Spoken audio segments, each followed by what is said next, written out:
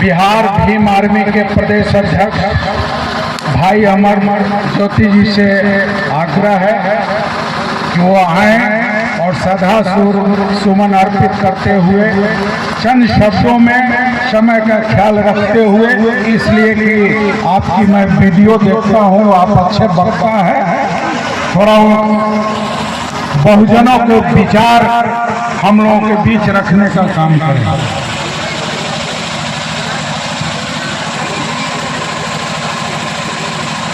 अब मैं ऋतिक रोशन जी से आग्रह करूंगा कि भाई अमर ज्योति जी को अंग वस्त्र देकर सम्मानित करें।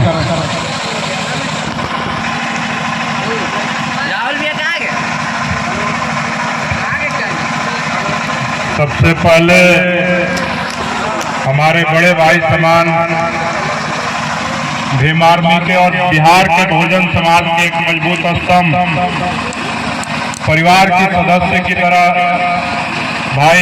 अमर शहीद राकेश पासवान जी को मैं सत नमन करता हूं। आज 2 साल बीत गया जब आज ही के दिन उनकी इसी गांव में उनके घर पे जब बैठे थे तब कुछ कायरों ने हत्या कर दिया था।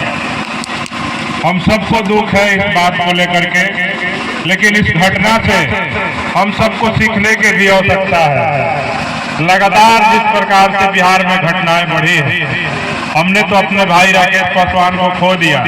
हम नहीं चाहते हैं कि दूसरा कोई राकेश पासवान हमारे समाज से जाए, लेकिन उसके लिए हम सबको क्या करना होगा। अभी पूर्व में कुछ वक्ताओं का मैं जैसे पहुंचा तो बात सुन रहा था, ये सामाजिक कार्यक्रम है। सही बात है कि यहाँ पे किसी भी राजनीतिक व्यक्ति का विरोध नहीं करना चाहिए, लेकिन सवाल जरूर बनता है कि जो लोग सत्ता में बैठे हुए लोग हैं, चाहे वो केंद्र की सरकार में हो चाहे बिहार की सरकार में, मैं किसी का नाम नहीं लूंगा, लेकिन सवाल है कि भाई राकेश पासवान की हत्या हुए 2 साल हो गए, इस परिवार को आपने क्या मदद कराया, कितना प्रशासनिक दबाव देकर के इस परिवार को न्याय दिलाने का काम किया, इस परिवार को रक्षा सुरक्षा दिलाने का काम किया। तो ये सवाल जो भी देता है, जिनके पास मंत्री हैं, केंद्रीय मंत्री हैं, स्टेट के मंत्री हैं या विधायक हैं, सांसद, उनसे सवाल जरूर है, लेकिन हम लोग को किसी भी राजनीतिक मंच पे ही किसी व्यक्ति का विरोध करना चाहिए। अगर कोई सामाजिक मंच हो, राकेश भाई सिर्फ एक पार्टी के नहीं थे, ना किसी एक संगठन के थे, वो समाज के लिए दिन रात वैशाली जिला में कहीं भी गरीबों पे, शोषितों पे, वंचितों पे, महिलाओं पे कहीं भी अत्याचार का मामला आता था तो मेरे पास भी कोई खबर होती थी कि वैशाली में ये घटना हो गई, तो मैं राकेश भाई से संपर्क करता था, उनको बताता था, तो बोलते थे कि आप घबराइए नहीं, आप पटना में रहिए, आपका भाई यहाँ पे है, हम यहाँ पे मामला को संभाल लेंगे। तो ये हिम्मत उस व्यक्ति में था और उनको देख करके हम सब लोग प्रेरणा लेते थे। जब वो पटना आते थे तो हमेशा उनसे जब बातें होती थी तो हमेशा वो कहते थे कि समाज को कैसे संगठित किया जाए। जो जातियों में बटा हुआ समाज है, जो दिन रात जाति पाति के बंधन में बट करके एक दूसरे का पैर खींचने का काम कर रहा है, लेकिन दुर्भाग्य है कि पूरे बिहार में कोई ऐसी जाति नहीं है जिसके ऊपर शोषण अत्याचार नहीं हो रहा है। चाहे वो पिछड़ों की जाति हो,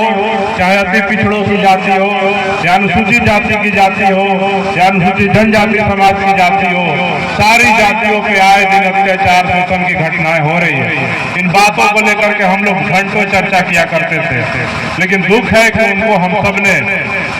2 साल पहले खो दिया। मुझे याद है उस दिन की घटना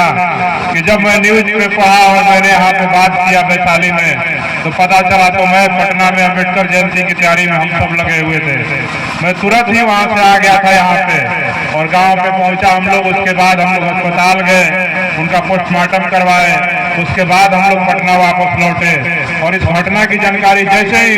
हम सब के नेता चंद्रशेखर आजाद जी को जानकारी हुई, उन्होंने यहाँ पे अपनी टीम भेजी और अपनी टीम के माध्यम से राकेश भाई के परिवार से, उनके दोनों बेटों से और उनकी पत्नी से बात किया और आश्वासन दिया कि कोई नेता आपके साथ खड़ा हो नहीं हो, लेकिन मैं आपके साथ मजबूती से खड़ा रहूंगा। और मुझे याद है कि 18 तारीख को चंद्रशेखर भाई इस गांव में आए थे और आप सबके सहयोग से राकेश भाई के चाहने वाले लोग हजारों हजार की संख्या में पूरे वैशाली जिला और अगल बगल पूरे बिहार के जो लोग थे वो आपने लाखों की संख्या में पहुंच करके हाजीपुर से पचदमिया तक और यहाँ से डीएम कार्यालय तक जो मजबूत ताकत के तौर पे आप सबने अपनी शक्ति का प्रदर्शन किया, उससे मुझे लगता है कि यहाँ पे जो जातिवादी, सामंतवादी, मनवादी जो ताकतें हैं जिन्होंने इस प्रकार की कुत्सित घटना को अंजाम देने का काम किया, उनके हौसले जरूर पस्त हुए होंगे। तो मैं चाहता हूं कि आज 2 वर्ष बीत गया है, राकेश भाई के परिवार के साथ जिस प्रकार से भीम आर्मी, आजाद समाज पार्टी, हमारे नेता चंद्रशेखर आजाद, मैं खुद उनके दोनों बेटों ऋतिक और ऋषभ से मैं लगातार संपर्क में रहता हूं और मैंने कहा है कि मैं एक परिवार का सदस्य हूं।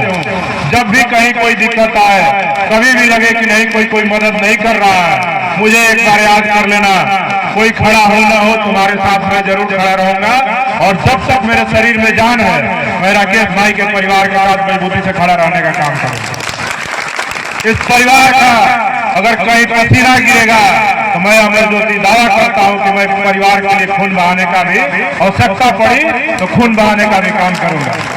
और बहुत ज्यादा भाषण देने का वक्त नहीं है, ये राजनीतिक मंच नहीं है और हमारे जो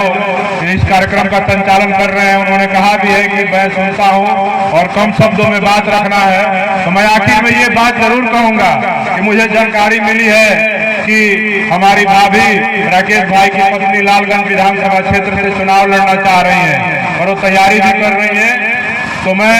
अपने पार्टी और संगठन के तरफ से कहता हूं कि जब भी उनको चुनाव लड़ना हो तो आजाद समाज पार्टी का सिंबल उनकी पत्नी के लिए, राकेश भाई की पत्नी के लिए रिजर्व रहेगा। अगर वो आजाद समाज पार्टी से नहीं लड़ेंगे, निर्दलीय भी लड़ेंगे, तो आजाद समाज पार्टी भीम आर्मी यहाँ पे प्रत्याशी नहीं उतारेगी, बल्कि लालगंज में हम लोग उनके राकेश भाई का जो सपना था उसको मजबूती प्रदान करने के लिए हम सब लोग समर्थन देने का काम करेंगे। बाकी यही कहकर के मैं अपनी बात को खत्म करता हूं। एक बार आप लोग जोरदार नारा लगाइए, राकेश पासवान अमर रहे, राकेश पासवान अमर रहे। जय भीम। बहुत बहुत धन्यवाद। बहुत बहुत शुक्रिया। अमर में